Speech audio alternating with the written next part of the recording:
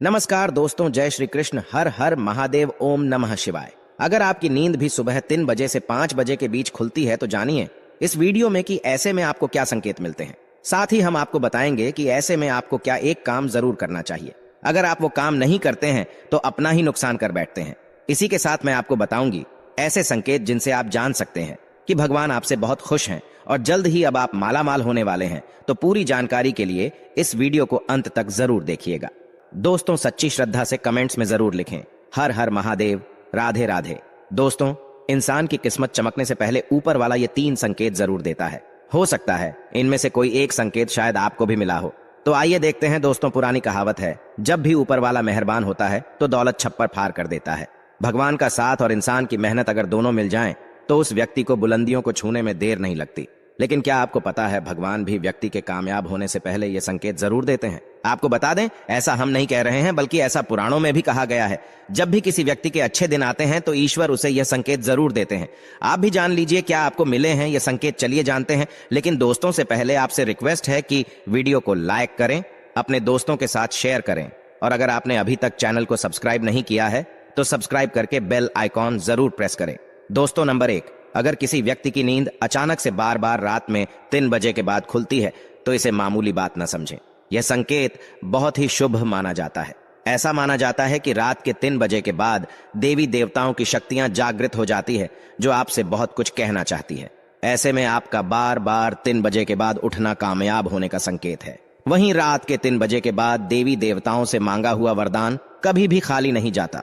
ईश्वर आपकी प्रार्थना अवश्य सुनते हैं। लेकिन दोस्तों, जब भी अगर आपकी आंख 3 से 5 बजे के बीच खुलती है तो आपको ये एक काम जरूर कर लेना चाहिए जो स्वयं ईश्वर आपसे चाहते हैं। अगर आप ऐसा नहीं करते तो आपको शुभ फल की प्राप्ति नहीं होती। क्या है वो काम, ये भी हम आगे वीडियो में बताएंगे। लेकिन उससे पहले चलिए जान लेते हैं ऐसे ही और संकेत क्या है। तो चलिए दोस्तों आगे बढ़ते हैं। नंबर 2, अगर आपको आपके सपने में ऊंचे ऊंचे पर्वत दिखाई देते हैं और वहां से बहतर हुआ झरना आपको दिखाई देता है और इस जल को आप पी लेते हैं तो निश्चित तौर पर आपको कामयाबी अवश्य प्राप्त होती है और इस संकेत का मतलब है कि खुद ईश्वर आपको आशीर्वाद दे रहे हैं।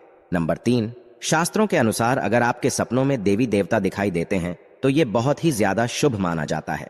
ऐसा माना जाता है कि सपने में देवी देवताओं का आना अत्यंत लाभकारी है। सपनों में देवी देवताओं का आना एक पवित्र व्यक्ति होने का संकेत देता है। ऐसे व्यक्ति को कामयाबी चुटकी भर में मिल जाती है। लेकिन ऐसे सपने कभी भी किसी के साथ आपको शेयर नहीं करने चाहिए। नंबर 4, पूर्वाभास। अगर आपको आने वाली घटनाओं का पहले से ही ज्ञान हो जाता है, ये आपको पूर्वाभास हो जाता है, तो आप समझ जाइए कि दैवीय शक्तियों की आप पर कृपा है। नंबर 5, पारिवारिक प्रेम। आपकी पत्नी, बेटा, बेटी और आपके सभी परिजन आपकी आज्ञा का पालन कर रहे हैं। वो सभी आपसे प्यार करते हैं और आप भी तुमसे प्यार कर रही है, तो आप समझ जाइए कि दैवीय शक्ति आपसे प्रसन्न है। नंबर 6, भाग्य से भी तेज दोस्तों। जीवन में आपको अचानक से लाभ प्राप्त हो जाता है। आपके किसी भी कार्य में किसी भी प्रकार की आपको कोई बाधा उत्पन्न नहीं होती और सभी कुछ आपको बहुत आसानी से मिल जाता है।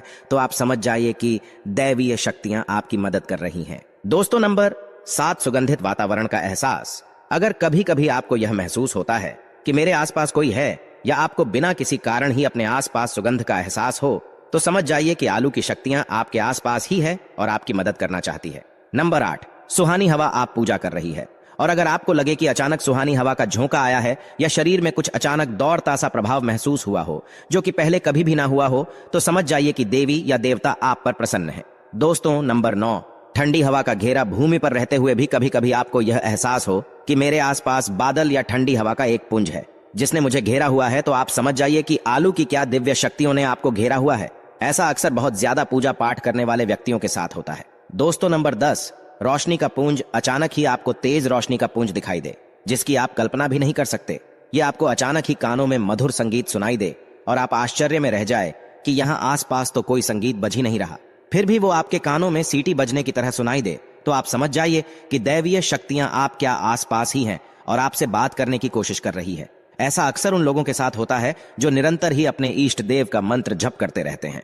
दोस्तों, नंबर 11, किसी की आवाज सुनाई देना। आप रात्रि में गहरी नींद में सो रही है और आपको लगता है कि किसी ने मुझे आवाज दी है या उठाने की कोशिश की है और आप अचानक ही उठ जाते हैं। लेकिन फिर आपको आभास होता है कि यहाँ तो कोई नहीं है लेकिन आवाज तो जरूर थी।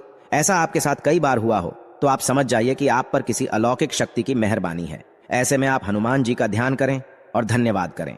दोस्तों नंबर 12, सपने में अगर आपको हरे भरे बाग, बगीचे या फिर खेत दिखाई दे, यानी चारों तरफ सिर्फ हरियाली ही हरियाली दिखाई दे, तो इसका मतलब है कि आपको जल्द धन प्राप्त होने वाला है। इसी तरह अगर आपको सपने में शंख और मंदिर की घंटियों की आवाज सुनाई दे, तो इसका मतलब आपके पास किसी न किसी माध्यम से धन आने वाला है। दोस्तों नंबर 13, सपने में उल्लू देखना भी धन की प्राप्ति का संकेत माना जाता है। सपने में लाल साड़ी वाली महिला पूर्ण श्रृंगार करें दिखाई दे, तो इसका मतलब है क्या आपको लक्ष्मी मां ने दर्शन दिए हैं, जिससे आपकी आर्थिक स्थिति जल्द अच्छी होने का संकेत है। क्योंकि जब स्वयं मां लक्ष्मी आपके सपने में आ गई है, तो अब आपके घर में भी जल्दी ही वो प्रस्थान करेंगी। सपने में गन्ने को देखना भी पैसों के आने का संकेत माना जाता है। अगर सपने में आते सफेद या फिर सुनहरे रंग के सांप को देखा है, तो इसका मतलब है कि आपको जल्द ही धन की प्राप्ति होगी। दोस्तों नंबर 14, सपने में अपने आप को घोड़े पर चढ़ते देखना मतलब आपको कोई नया काम मिल सकता है, जिससे आपको अच्छा खासा लाभ प्राप्त होगा। नौकरी वालों को यह सपना आए तो इसका अर्थ है आपकी उन्नति होगी। अगर आप सपने में काले बादल देखते हैं, साथ ही बारिश भी दिखे, तो इसका मतलब आप जिस भी चीज में निवेश कर रहे हैं वहां आपको लाभ मिलने वाला है। सपने में पान खाना सुख समृद्धि आने का सूचक है।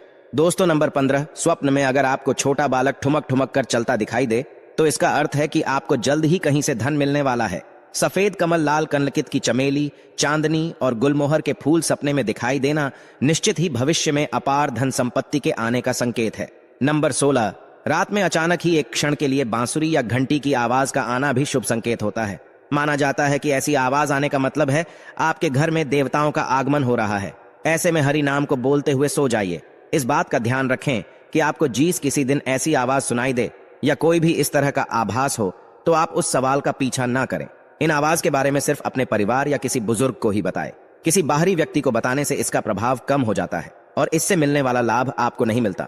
दोस्तों नंबर 17, अगर आपको रात में 12 बजे से 3 बजे के बीच पायल की आवाज सुनाई देती है, तो ये बहुत ही ज्यादा शुभ संकेत है।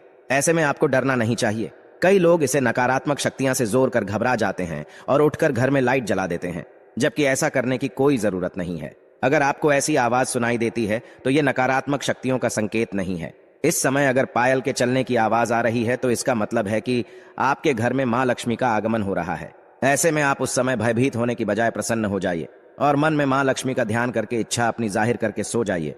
तो दोस्तों, ये है वो संकेत जिनसे आप जान सकते हैं कि ईश्वर आपसे बहुत ही प्रसन्न है, जल्द ही आपको मालामाल करने वाले हैं। चलिए आप जानते हैं कौन सा है वो काम जो आपको तब करना है जब अगर आपकी दिन 3 से 5 बजे के बीच खुलती है। ये काम करने से ना चुकें, वरना आपके लिए ये समय अशुभ फल की जगह बेकार हो जाएगा। दोस्तों, ऐसे में आपको उसी समय उग जाना चाहिए। आपको दोबारा सोना नहीं चाहिए। ये गलती बिल्कुल भी ना करें। आपको उठकर स्नान करके नित्य कर्मों से निवृत्त होकर भगवान का ध्यान करना चाहिए, पूजा पाठ करना चाहिए, क्योंकि ऐसे में ईश्वर आपको जगा रही है। ईश्वर आपसे बातें करना चाहते हैं, तो दोस्तों अपनी इच्छा आप भगवान के आगे जाहिर कीजिए, आपकी मनोकामना जरूर पूरी होगी। लेकिन अगर आप पैसे में नहीं उठ पा रहे हैं, तो कम से कम भगवान के नाम का जप करके, उनके मंत्रों का जप करके ही सोए। ऐसे ही मत सो जाइएगा। तो दोस्तों, आपको ये वीडियो कैसा लगा हमें कमेंट में जरूर बताएं। इस वीडियो को लाइक करें, अपने दोस्तों के साथ शेयर करें और हमें सब्सक्राइब करना ना भूलें हैं। और हाँ, इस वीडियो से कोई भी सवाल है तो आप कमेंट बॉक्स में जरूर लिखें, और आपके पास कोई भी सवाल नहीं तो यस लिखें, क्योंकि यस लिखने से वीडियो बनाने का मोटिवेशन मिलता है। धन्यवाद।